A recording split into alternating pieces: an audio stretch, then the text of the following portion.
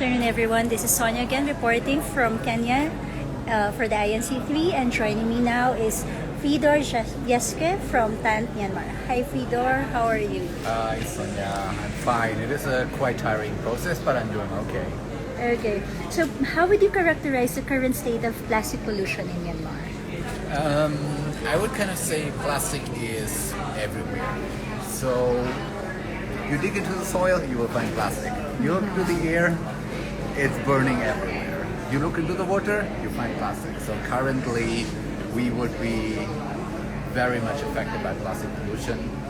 That is probably like the summary of the problem currently. Okay. So are there any developments in the discussion that address Myanmar's concern? What are your suggested strategies?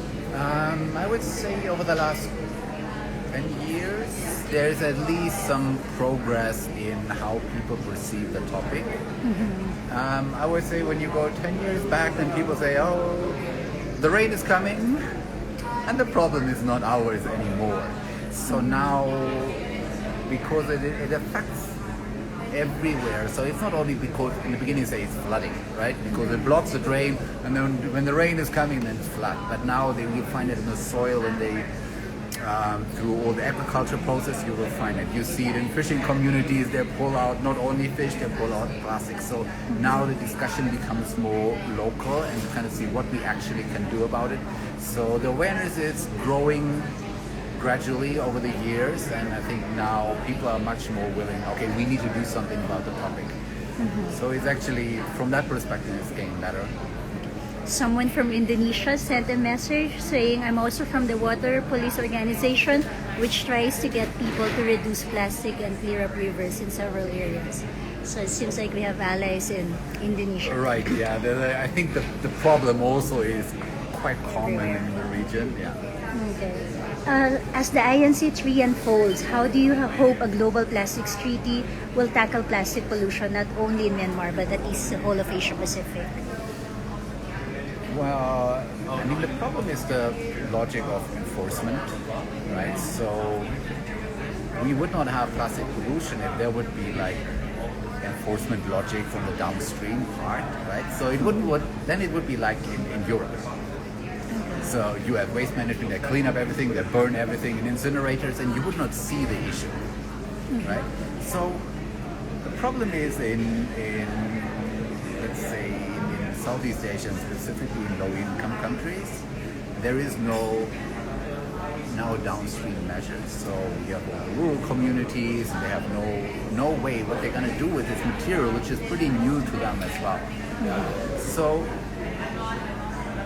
now and then you see also that is a discussion here, right? So you would have countries, you just need to build up waste management system, and then you can solve everything.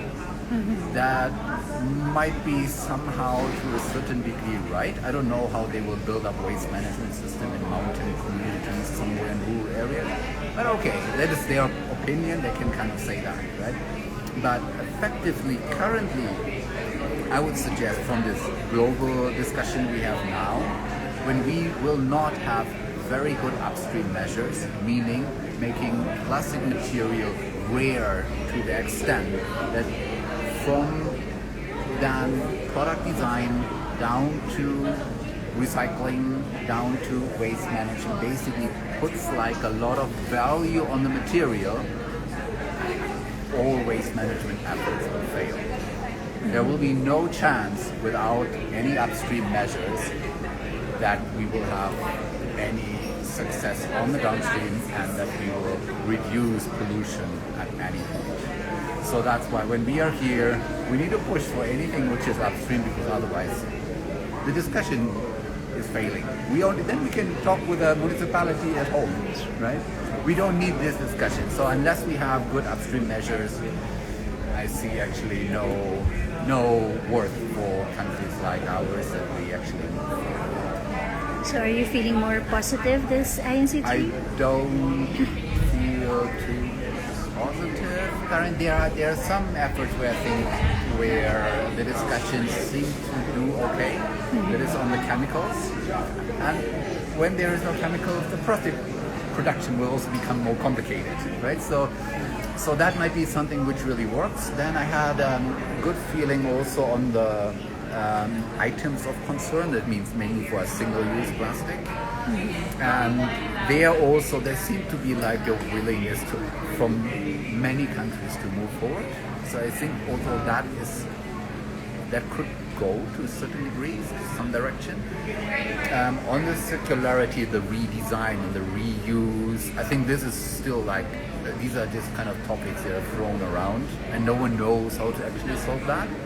But at least there a discussion is starting, and let's hope that there is some push forward. There is a good direction on fishing gear, which I think is very important. Suddenly comes up during this INC.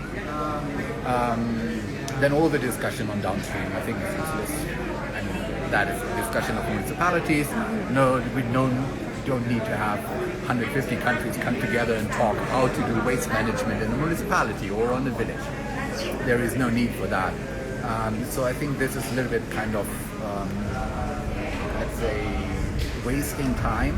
And when countries saying this is very important for us, no, this is not important for you. It's important for you to solve on a municipal basis. It's not important for you to solve on the global basis. So I think that we are wasting a lot of time on talking about downstream, talking about cleanups. We don't need all of that. A little bit sad about the financing part. I was hoping that there was a much stronger support from countries to have a real polluter pays, where private sector companies are forced to actually put money on the table so that actually something is getting done. And that until now, the support for that was not as strong. Everyone wants money, but no one wants to pay. And no one wants to push the private sector to pay. So in that way, I'm a little bit sad there that on the financing part, it doesn't look too well. And the compliance sadly also doesn't look too well until now. Okay, thank you so much, Friedor.